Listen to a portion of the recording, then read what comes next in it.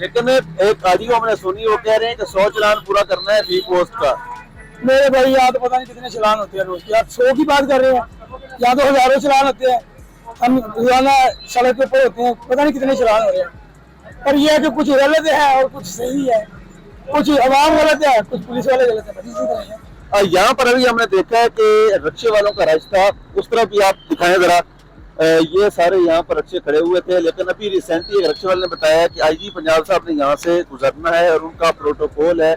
Protocol की वजह से आप देखें सामने रोड बिल्कुल खाली हो गई है, वहां पर एक भी रिक्शा आपको नजर नहीं आ रहा।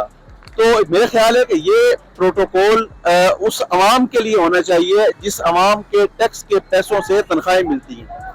ये प्रोटोकॉल ये अवाम डिजर्व करती है, जिस अवाम के टैक्स के पैसे से ये मुल्क चलता है, ये निज़ाम चलता है, इनको तनख्वाहें मिलती हैं। लेकिन एक ऑफिसर के प्रोटोकॉल में अगर आप